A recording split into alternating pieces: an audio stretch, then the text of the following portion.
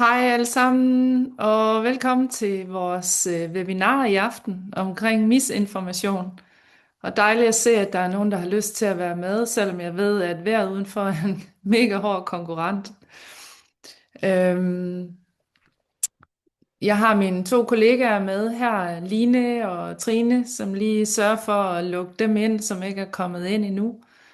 Og så har vi Elise Hutchinson med fra England, som er vores gæstepræsenter her i aften, som skal fortælle os lidt omkring det her emne omkring misinformation og hvordan vi kan takle det. Og det er et emne, som jeg i hvert fald glæder mig rigtig meget til også at høre mere til, for jeg synes, det er enormt spændende. Der foregår rigtig meget derude lige nu. Jeg så på et tidspunkt et tal, der viste, at jeg kan ikke huske, men det var noget omkring, at især unge mennesker, de finder rigtig meget viden omkring sundhed og ernæring på TikTok. Over 50% af de unge finder deres viden fra for eksempel TikTok. Og kun cirka 2% af den information, der deles derude, er faktisk evidensbaseret. Så det er jo ret skræmmende, hvor meget der florerer derude, og hvor hurtigt de her trends omkring ernæring og sundhed spreder sig på sociale medier. Lidt ligesom en steppebrand. Og man kan godt nogle gange føle sig som sundhedsprofessionel sådan lidt, tit så bliver man sådan lidt fanget på det ene ben, så at sige, for så kommer der en klient, der lige har set et eller andet på en eller anden social medie, om en eller anden ny trend, som man ikke engang selv kender til. Så det er også det her med, hvordan skal man italesætte det, hvordan skal man tackle det, hvordan kan vi spotte, at noget eventuelt er misinformation, og måske ikke så evidensbaseret. Og til det, der har vi så Elise Hutchinson til at gøre os lidt klogere på det her. Elise hun er co-founder af noget, der hedder Food Facts, som er en britisk organisation, hvor de prøver på at kigge på, hvad der florerer her på de sociale medier, og så lige sætte luppen på det og se, er det egentlig noget, der har hold i noget evidensbaseret det her. Og så skriver de lidt om det, så vi som sundhedsprofessionelle kan se, hvad det er, og måske forstå, hvad det her det går ud på. Så jeg vil byde velkommen nu. Now welcome, Elise Hutchinson. I'm very pleased that you would like to join us this evening and tell our members a little bit about your work. And I hope you will present yourself and why did you start Food Facts? Yes, of course. So hello everybody, and thank you so much for having me today and for organising this webinar to discuss such an important topic. So my name's Elise Hutchinson. I'm a co-founder of foodfacts.org. Food Facts is a fact-checking platform, and we fact-check nutrition and health related misinformation, anything that has to do with food misinformation. We created it because we're a team of very different, we've got professionals from very different backgrounds, and we all felt that the landscape of online nutrition information was causing a lot of confusion for people, and even some conflict. And so we wanted to have a platform where we could share complex information in a way that was accessible for people so that they could make decisions based on evidence-based information. So sorry, but the sound is really low. Could you do something, maybe? I don't think I can do anything except for speak louder. Can you hear me when I speak a bit louder? I think we can hear you, Elise. It's just, yeah. Just be sure out there you have your volume turned up.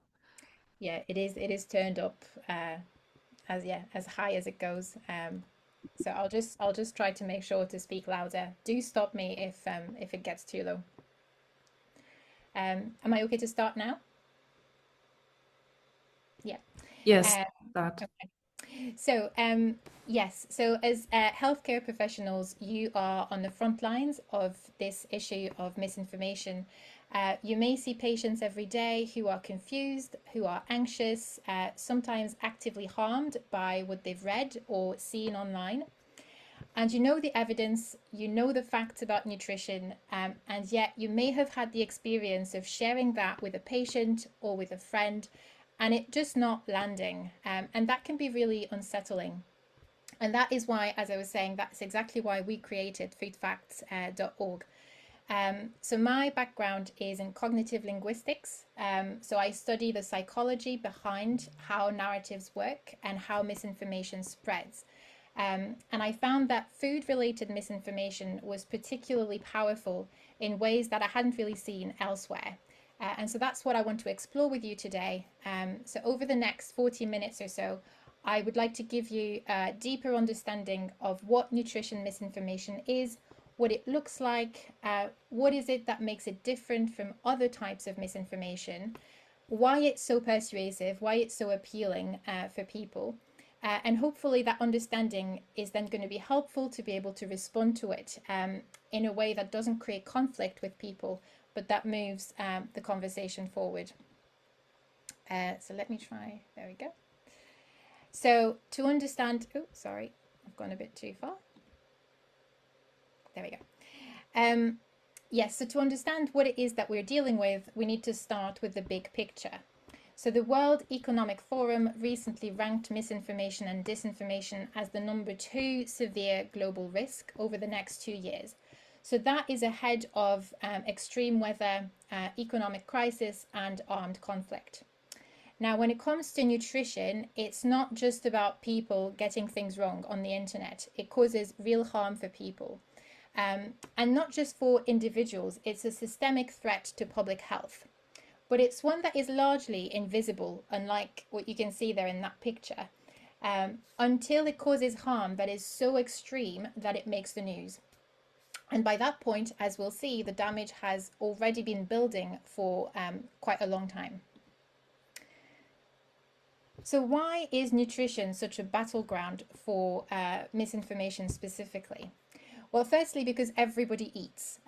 So food touches every single person, regardless of age, background, education. And because of that, anyone can position themselves as a kind of expert, sharing what's worked for them, things that they swear by. I'm not sure about Denmark, but in the UK, the title nutritionist isn't legally protected, which means that as long as you followed an online course, it could be a weekend course, in nutrition, you can call yourself a nutrition expert, which makes it really difficult for the public to know the difference between different types of expertise and different qualifications. And also, if you look at that picture on the right, nutrition misinformation sometimes can look completely harmless. It's quite difficult to spot. It's just somebody here sharing what she likes doing on a day-to-day basis. And the statistics, which here come from a study done by Dublin City, show us that this type of content is extremely appealing. So when they interviewed people, they found that 57% of Gen Z reported that they changed their behavior based on some TikTok trends that they found. And yet the same study also found that only 2.1% of the health and nutrition content that they analyzed on TikTok actually aligns with public health guidelines. So what that tells us is that the gap between what people are consuming, which is what you see on the right, and what the evidence actually says, which is what you see on the left, is enormous. So just to give you a really quick example of what that looks like in real life, and that's an example I use all the time because it just shows you how far these narratives travel. My mother-in-law is in her 80s. She lives in rural Northern Ireland. So just to paint a picture, she does not do technology. We gave her an iPad so she could see pictures of her grandchildren. And then she was diagnosed with pre-diabetes and she thought she'd use it to look for information. And all of the influencers that she found, they're the ones who come up first on her YouTube. They're the ones that we fact check on a daily basis at Food Facts. And they're the ones who sound the most confident. And so nowhere at any point, she didn't have any idea that she should be maybe a bit cautious about what she was listening to. So how did we get to that point? Social media has played a part in this. it's made this issue of misinformation behave a bit like a virus. So misinformation spreads a lot faster than facts. It takes about 10 times longer to fact check something than it does to put out a claim online. And that's because social media reward confidence over uncertainty, quick fixes and sound bites over nuanced, evidence-based advice. Also, just like a virus, the thinking is that instead of waiting for symptoms to appear and then responding after the fact, we can create some interventions that work a bit like vaccines. So if we can strengthen media literacy for people, then they're already protected when they encounter this misinformation. And as we've seen, it's almost impossible to escape. But I want to take that analogy just a little bit further, because I think there's another property of viruses that doesn't really get talked about in this context. And that's the issue of pervasiveness, which is the green one that you see on the screen. And this, I think, is where nutrition misinformation is really distinct from other kinds of misinformation. Because when people hear misinformation, they think fake news, something that's been completely fabricated, that's not real, and we can show that it's not real. But nutrition misinformation doesn't usually work like that. As we've seen, it can dominate our feeds, and crucially, sometimes it just doesn't look like misinformation at all, because it's built on things that are at least partially true. And that means that it can be causing damage behind the scenes long before we see the more obvious symptoms. So here, this is an example that has made the news precisely because it is so extreme. This is the story of a 23-year-old woman who rejected chemotherapy for a cancer that was potentially curable. Now, her mother had been convinced by online narratives that she could be cured naturally, which is what led her down that path. Tragically, she died, and tragically, this is not an isolated case.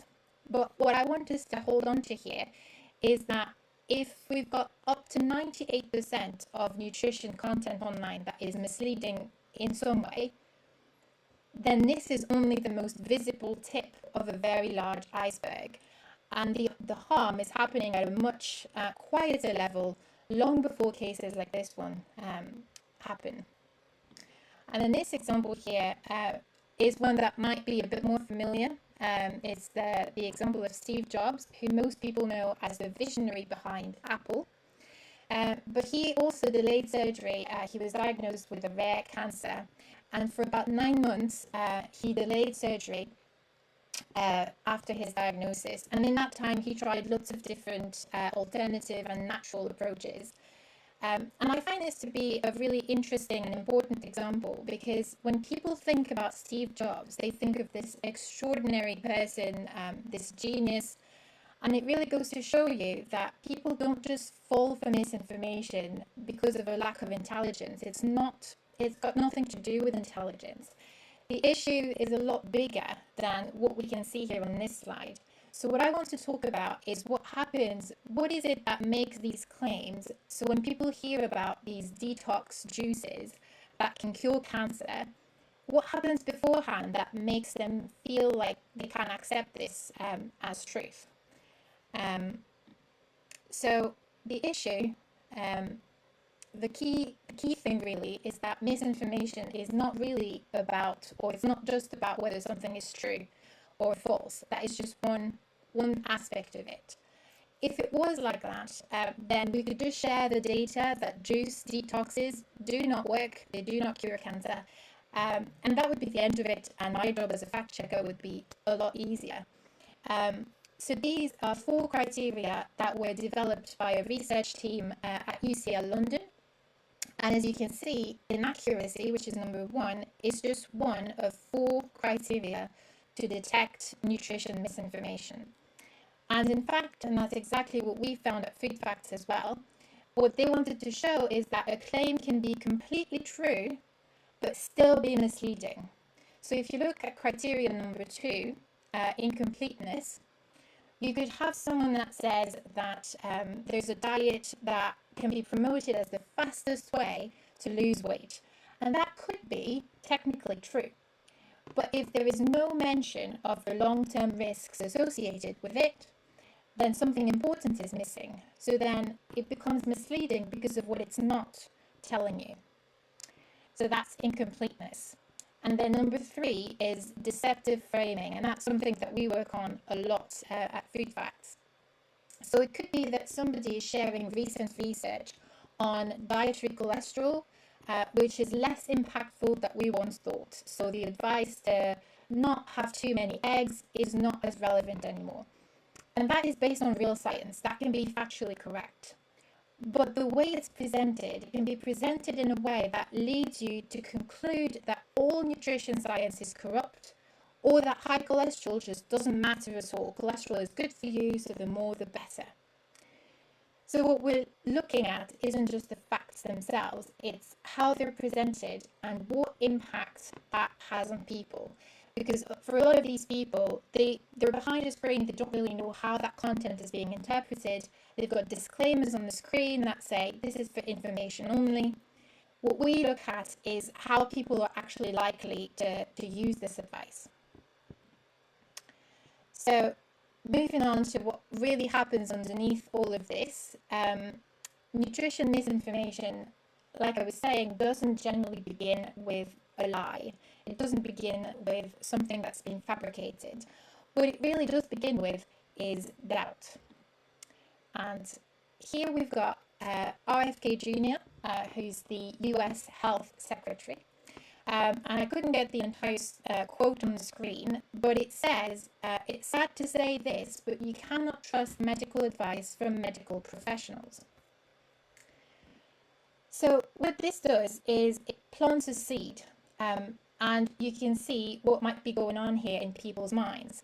So this is the first one in a series of what ifs that when we put them together, they create the perfect breeding ground for confusion to grow, and then for confident influences to become very appealing. So people might think, what if the experts aren't telling the truth?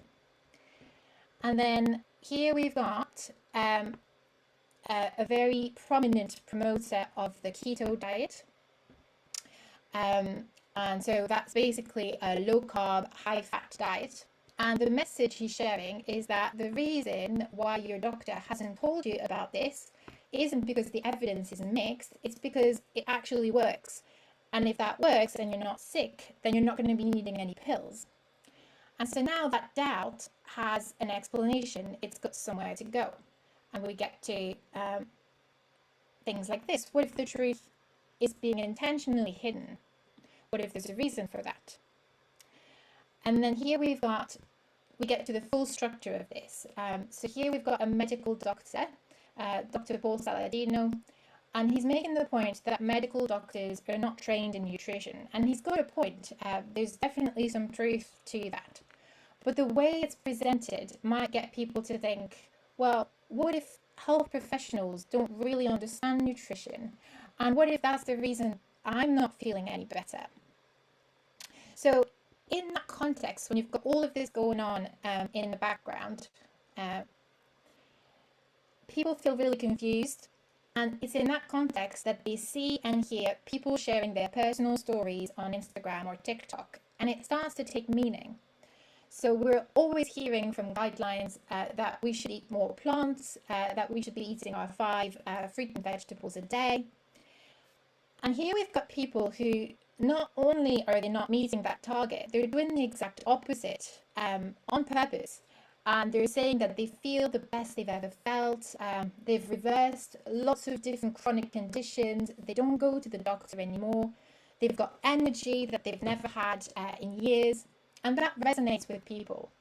And then the algorithm will show you more and more of these same stories. And so you're starting to think not just, well, what if that works for me as well?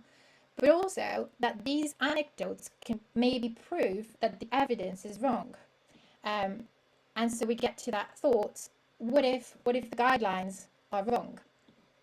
So this is what's happening in the background. Now, moving on to how we can spot these misinfluencers online. There we go. So last year, Food Facts collaborated with Rooted Research, who produced this report that you can find online. The point was to analyze the landscape of nutrition misinformation and to spot the common patterns in the posts. So one of our goals at Food Facts is, like I was saying, to translate complex research and make it accessible to the public. And this is a good example of what that looks like in practice, because the report identified 3 distinct personas that we can use to better recognize misinformation. So here they are there. There we go. There we go.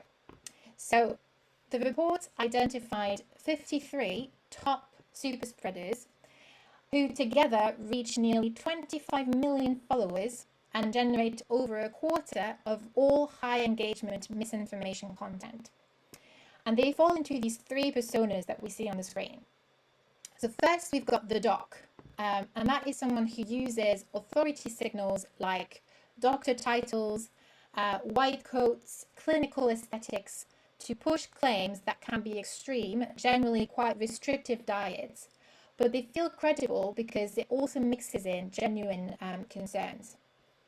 And then we've got the hustler, and she's all about, I say she, but it could be he, all about joy mongering. So it's about promising simple hacks that will fix everything from cravings to fertility to mental clarity. And then third, we've got the rebel. And that is the anti-establishment figure who frames nutrition science as a big pharma conspiracy and positions themselves as the truth teller that the system does not want you to hear. And what is it that unites all 3 of them? Well, the report found that 96% of them have direct financial incentives that is tied to their messaging. So they may come across simply as being there wanting to help you, sharing what works, sharing the truth, but behind the content there are strong commercial interests, which a lot of people might not see. So looking a bit more closely at the doc, the example I want to use is that of Dr. Eric Berg. Now, I want to make clear that the rooted research report did not identify Eric Berg. All of the data was completely anonymous, and we don't know who those super spreaders are. So this comes from our research at Food Facts and who we think exemplifies this persona. So Dr. Berg has around 47 million followers across all of his channels. So he's got a huge platform, and he leans very heavily into this medical branding. So he calls himself Dr. Berg. He's known online as the Knowledge Doc. He's not a medical doctor, he's a chiropractor.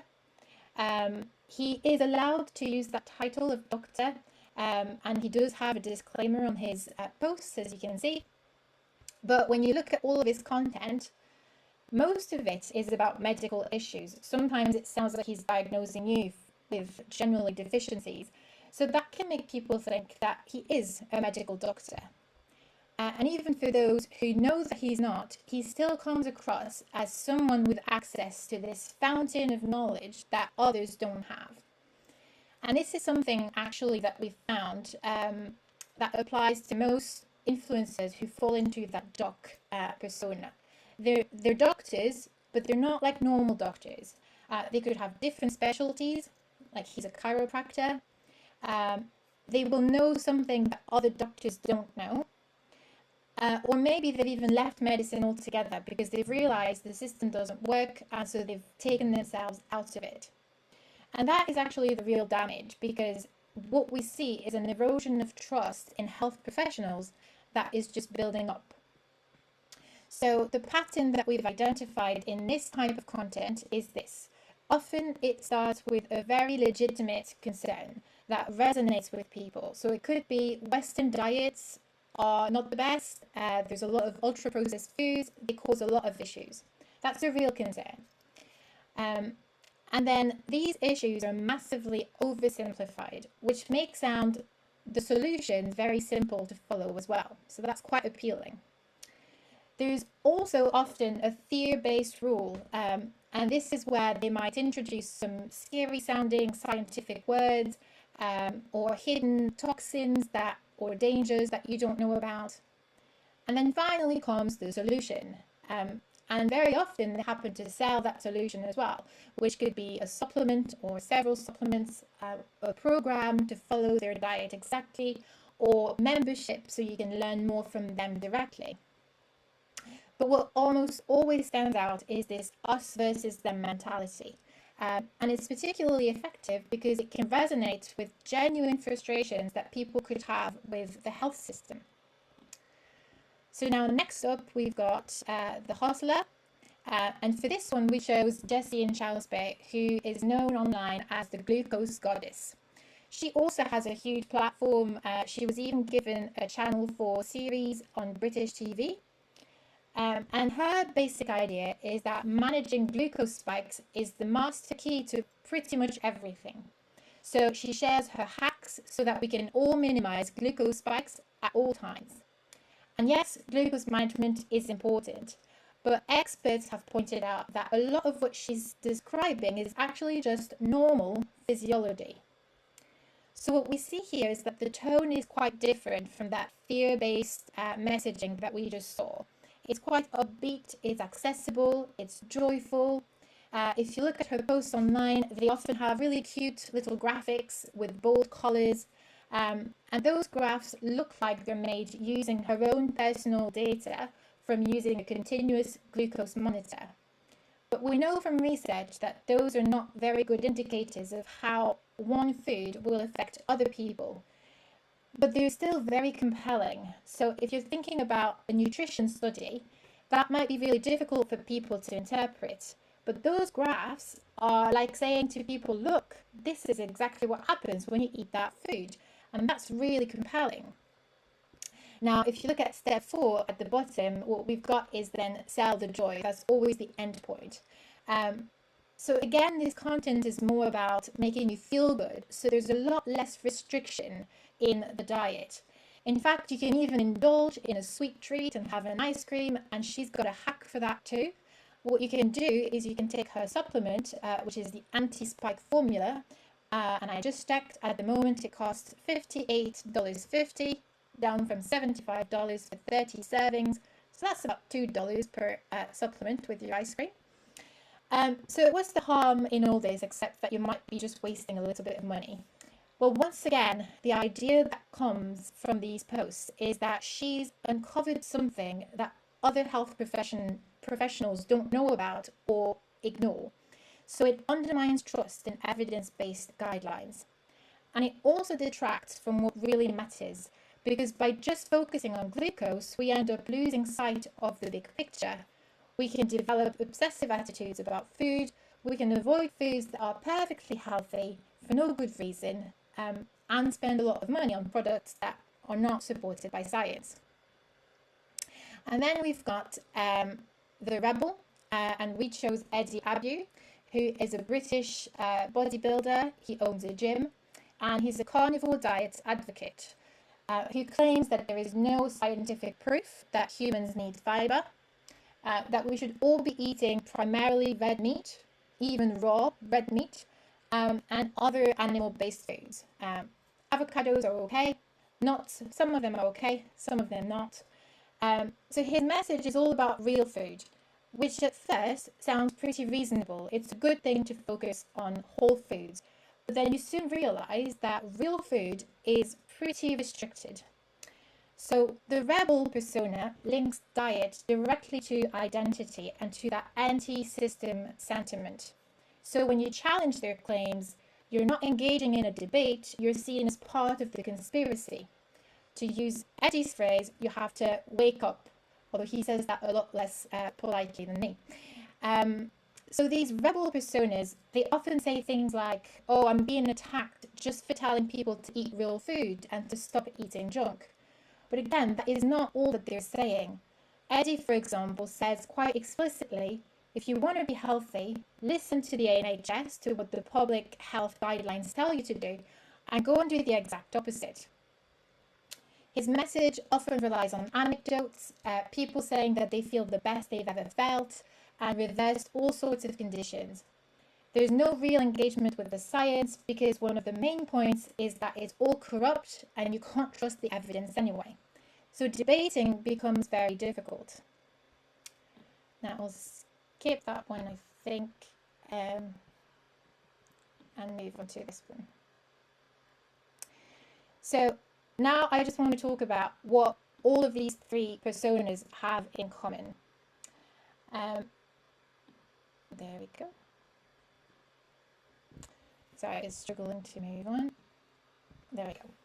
So what they do is they all rely on something that we call logical fallacies over evidence. A logical fallacy is just a shortcut in reasoning and thinking. So it's something that sounds like it should be true, but it's not, because there's a logical error somewhere. Now, the problem with logical fallacies is that they work really well on social media. So nutrition science can feel quite complex and distant, but fallacies give you a false sense of understanding and they get you to lose sight of that big picture. So imagine zooming very closely onto one small part of a picture. It gives you an illusion that you're seeing things really clearly, and what you're seeing could be real, but it's not the full picture. And when it comes to health, that makes a big difference. So one example I have is by Dr. Ken Berry, who's also a carnivore keto diet advocate. And he says things like, humans, as long as they've been on the planet, they've done 4 things. They've breathed air, they've been drinking water, they've been playing in the sun, and they've been eating meat. So how can meat be bad for you? It's like saying that breathing air is bad for you. So that's a really powerful argument that doesn't need to reference any scientific evidence. It can give you that sudden feeling of understanding something really clearly, and it makes you want to share it. And that's how it works. So here we've got a really good example of how this plays out. This is a video where we have the carnivore diet advocate. She's called the steak and butter gal. She's known online for eating entire sticks of butter. And she's interviewing this 13-year-old teenager who started on the carnivore diet after seeing her content. So in the video, they both share the things that have suddenly changed since they've started on this carnivore diet. And you can see all of these things on the screen. And at the end, she asks her, so what is it in my content that you found resonated with you? And her answer is, well, it just made sense. And that's the trouble, because it does seem to make sense. So it becomes easy to then discard conflicting evidence. And that's really important to understand for us, because if we're just coming in and saying, it's just a whole pile of rubbish, it doesn't make any sense, that is not true for them at all. It does make sense. There is a logic that ties all of these beliefs together. And the logic behind a lot of these carnivore diet advocates is that the carnivore diet is the way that humans were designed to eat. This is how our ancestors ate. These are the foods that they were drawn to. And so if you follow that diet, not only will you lose weight, and they can show you these really drastic before and after photos, but you'll resolve all of your other issues as well. Everything, because it's the way that your body was designed to eat, so everything will get better. And if you notice on the screen, it goes beyond food as well. She says that ever since she started the carnivore diet, she stopped having sunburn. So it's like everything is working better in the body. It's not just health and how you feel, it's sunburn as well. So everything seems to go together. So now I just want to draw attention to some of the red flags that come with this post. If it works, there we go. So the first one is that you've got one diet change that is seen as the solution to everything, to all issues. So from eating disorders, which she says have resolved, skin, gut health, weight problems, sunburn, everything. The next one is the use of very absolute language. So she says, my bloat completely went away and you will drop weight like there's no tomorrow. Things like always do this, never do that, never have seed oils, always have meat, things like that. There's very strong promises. They often promise, guarantee things like you can reclaim your health. There's other phrases like you can become the CEO of your own health, which is quite appealing. And then what we can see is that there is no reference to evidence to support this message. We've got things like, I thought this actually makes sense. So you've got fallacies instead of evidence. And these are red flags that we can see across all of these personas. So as I was talking about the use of fallacies, these instinctive ideas are used instead of evidence. I just want to talk in a bit more detail about this one, because the appeal to nature fallacy is the one that we see across the board, across the three personas. Every type of nutrition misinformation content pretty much uses the appeal to nature fallacy. So when you're deciding on whether a food is health promoting or not, you're not looking at evidence. Instead, the idea is that natural is better. So you've got here a comparison between eating garlic or taking medication for your high blood pressure. And the two, instead of, going together, they're seen as opposite. This is another example. Seed oils seem to be the number one evil on social media. What you'll often see is very industrial pictures. So they're talking about the industrial process that goes into making those seed oils. You'll see chemicals, big firms, industry. And on the other side, you've got butter. And everybody knows how butter is made, but we don't really know what's happening in those firms when all these chemicals are added. So that's how they want you to think about those foods. So if you had the choice between the two, which one would you put in your body? That's kind of the message. Now, what I want to explain is why it's really important to understand how this narrative works before we can answer. Because online, there's a very common approach to debunking this kind of fallacy. So you'll often hear people say, well, just because something is natural doesn't mean it's good for you. So take, for example, poisonous mushrooms. They're natural, they're not good for you. And that's true. That is the logical error. That's why it's a fallacy.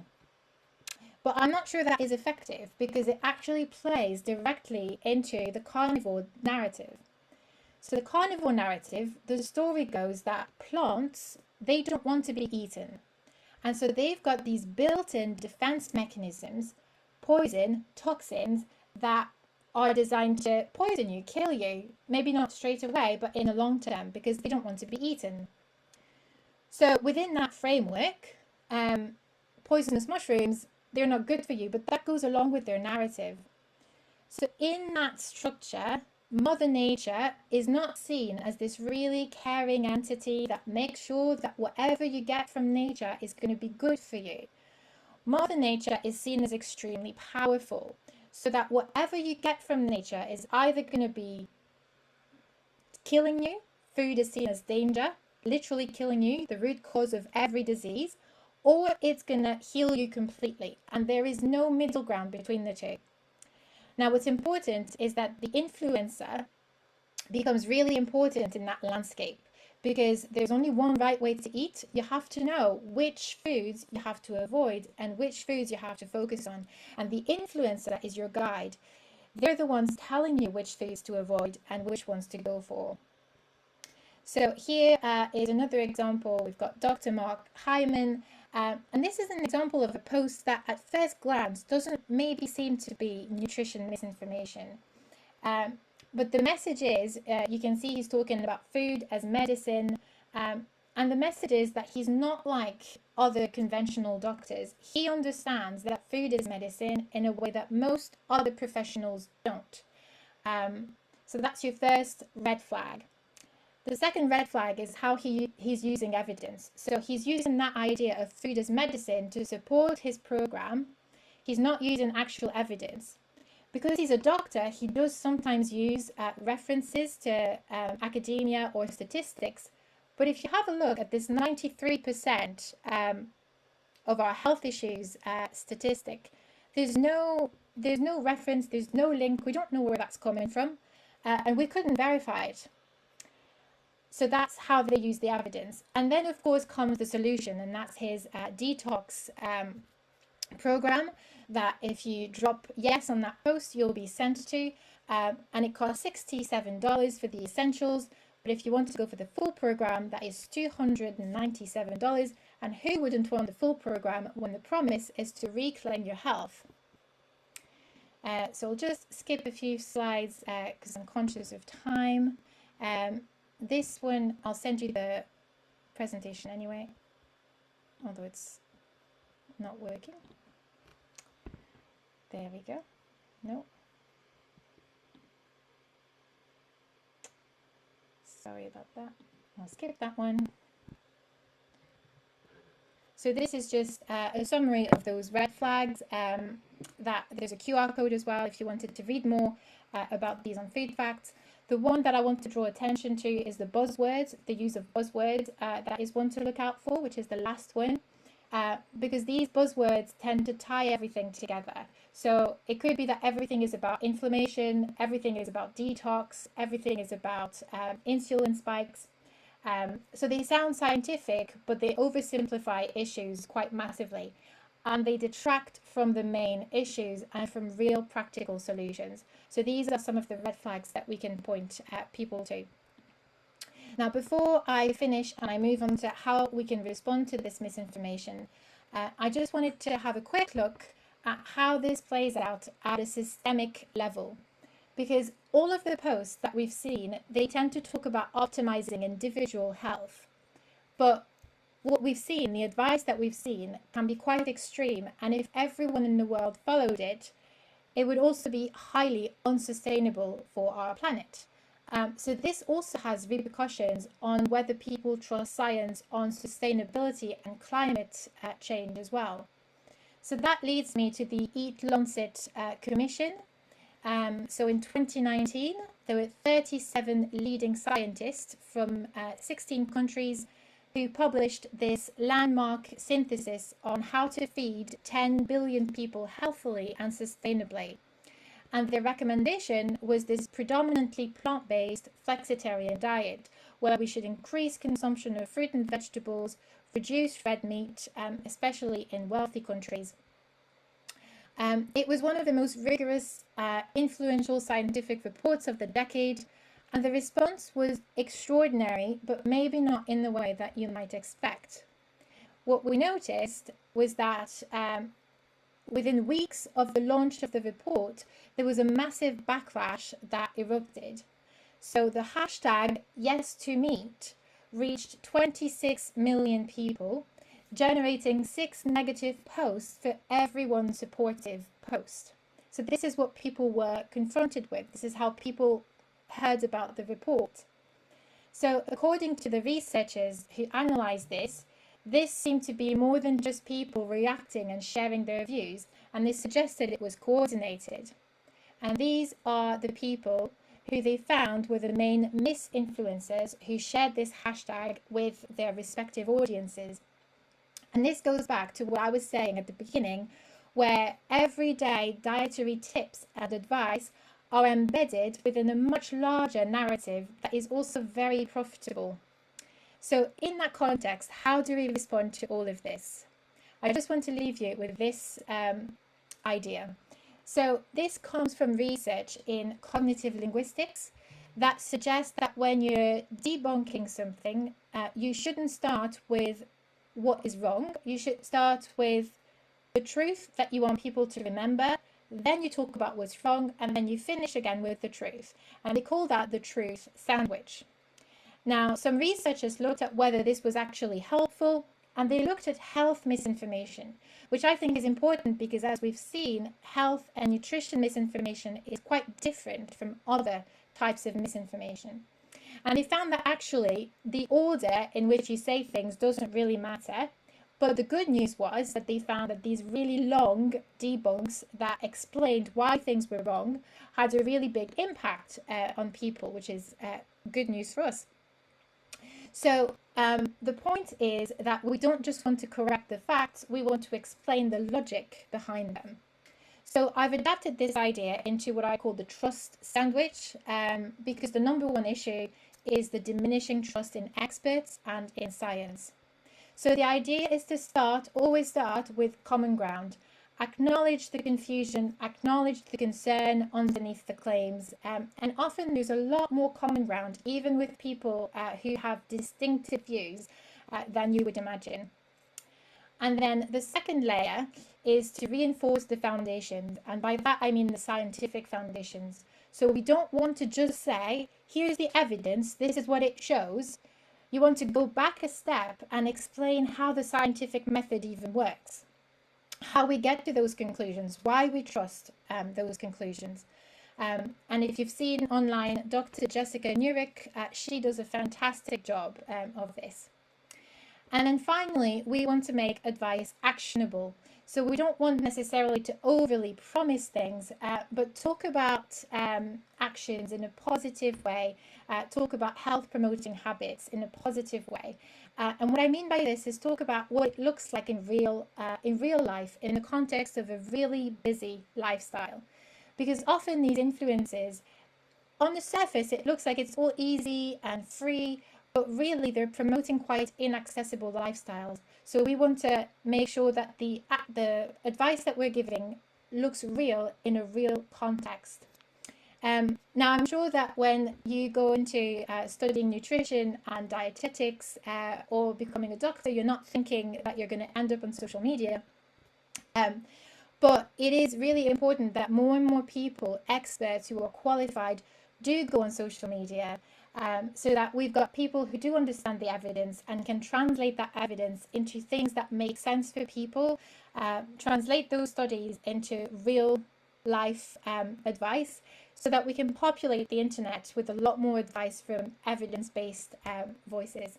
And I will leave you with this. Thank you very much for listening.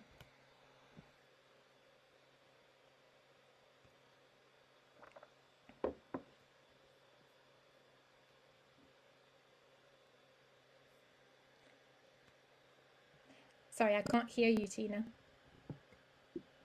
Okay, yeah, I'm back. I'm sorry. I just had to turn on the mic. Thank you so much, Elise, for this interesting presentation. So I just want to see if there is any, I don't see, we don't have any questions in the chat. So I was just wondering, because you really showed us some good examples of these, we call it prototypes of misinfluencers. Do you think they do this, and how can I say? You also showed they had some really serious consequences. The example of that young woman from the UK who died. So that's a real, I mean, that's a real story. It's not, yeah. Yeah. So do they really know what they are causing? Do you think they do this intentionally, unintentionally? I mean, I think there's some of both. If it was intentional, we'd call it disinformation. yeah. When we talk about misinformation, we're talking about something that's not intentional. And I genuinely don't think that their intention is to cause harm. I think a lot of them probably do believe in what they're saying.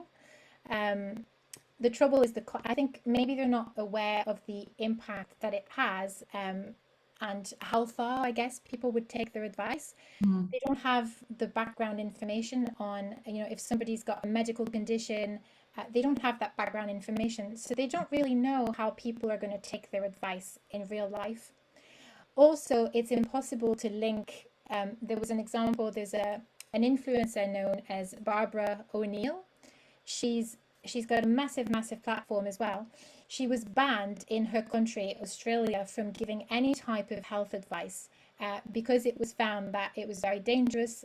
She was telling people with cancer that they could cure their cancer with bicarbonate of soda. So she was banned from providing any health advice, and then she moved online, and now she's got a huge platform.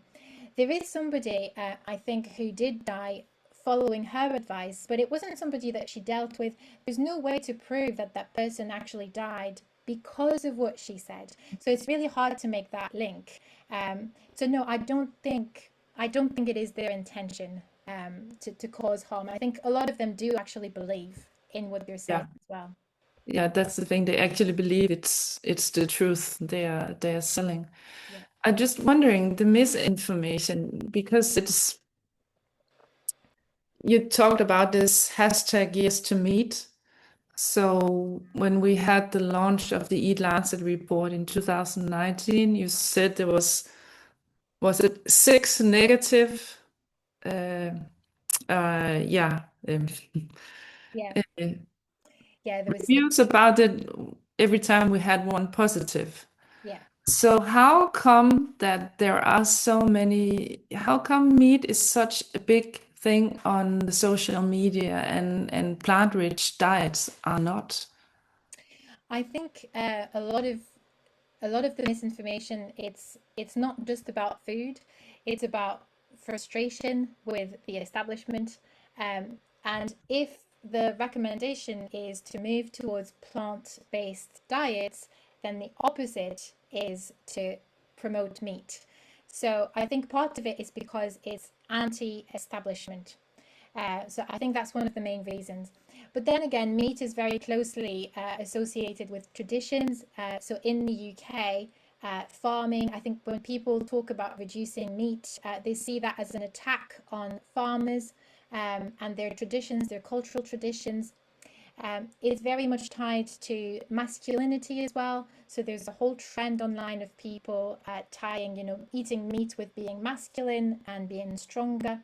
So there's all those things playing out. Yeah, I see we have a question here from the audience. It says, does it not make sense that people are also confused and updated because new research keeps coming out, and sometimes the studies is also supported by industries that have interests to, like, selling more eggs, or it could be selling more beef, whatever. Yeah, it is. It is confusing because nutrition. I think that's why it's so powerful, because nutrition science is very difficult and it's not perfect. There are studies that have been corrupted. It is true.